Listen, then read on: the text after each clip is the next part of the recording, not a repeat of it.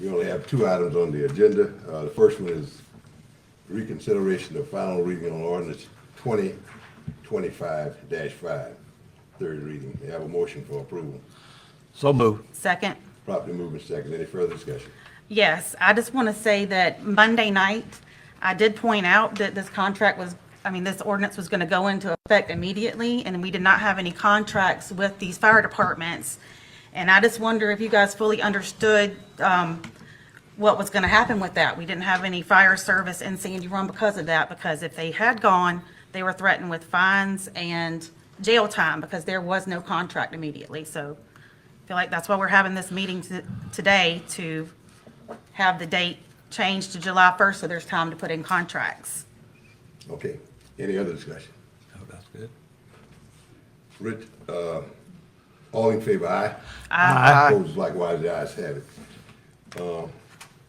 Richard, you want to kind of do some explanation of what's going on? Sure, Mr. Chairman. So, as Councilwoman Bonnet said, there was some confusion on the July effective date.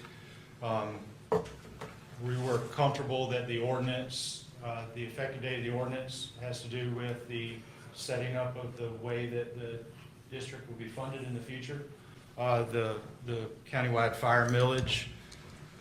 And yes, the county attorney had been made aware that it would have been cleaner, a lot easier to have the effective date be July 1, 2025. Been less confusion. That was a mistake on his part. He was at the meeting. He got focused on trying to come up with the language he needed to correct and just left and did that and didn't cover it. But one of the main concern here has been that there was not an agreement in place that there would be insurance coverage, et cetera. We sent out a letter actually Monday night to try to clarify that, and then another one yesterday to verify that nothing has changed insurance-wise, nothing has changed agreement-wise. The ordinance actually states that provides that all existing agreements, contracts, rights, titles, interests, and obligations are still in effect. Sandy Run has been operated a little bit different than the rural fire districts that had an actual physical contract. Sandy Run's has been an agreement since the beginning. I really don't know why it was set up that way. It's not a document. The budget ordinance is your agreement. The budgeting of those funds annually, the adoption of the budget ordinance to provide funding for the Sandy Run Fire Departments. And so there was some concern there that had gone away. It's clear that it did not in the ordinance, but this is just the easiest way if this will make people be a little more assured that they are fully covered. I spoke with the South Carolina Insurance Association of Counties Insurance Reserve Trust yesterday, verified with them that nothing had changed insurance-wise. Any coverage is still in effect. There's concern about the premise in the ordinance that somebody responding to a fire without being part of a fire department was subject to fines or jail time.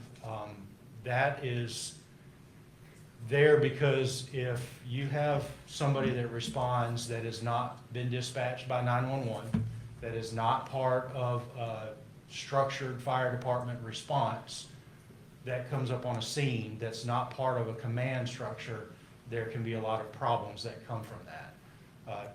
Do need to clarify, and we've sent it out in the many frequently asked questions list we've sent to all the fire chiefs and commission members, that no volunteers have ever had a contract. A specific volunteer does not have a contract. It would not have a contract. The contract is with the fire service provider, i.e. a Fort Mott, call, a Sandy Run. That is the annual contract, the agreement, the budget ordinance that says that you give us taxpayer dollars and we're going to provide fire service in this area. That is the only person that has a contract. So all fire departments still have valid contracts to provide fire services. All fire departments and volunteers are fully covered by insurance exactly as they were before the ordinance was passed. Now, this today, what we're doing here, would have been fantastic to have done on Monday. And I think think it probably could have saved us a little bit of trouble. Okay, but, that's what you're here to do today, to go ahead and amend that date to do that in your next action. Okay, everybody satisfied? Yeah, thank you Okay. for that explanation. Fourth item is the action on reconsideration, ordinance 2025-5, third reading, and ordinance amending chapter 30 of the Code of Ordinances, Calhoun County, changing the effective date from April 28th, 2025 to July 1, 2025. May I have a motion for approval? So moved. Second. Properly moved and second. Any further discussion? All in favor, aye? Aye. Opposed, likewise. Thank everyone for coming. Motion for adjournment. So move. Second. Properly moved and second. Any further discussion? All in favor, aye? Aye. Opposed, likewise. The ayes have it. Thank everyone for coming. Thank you.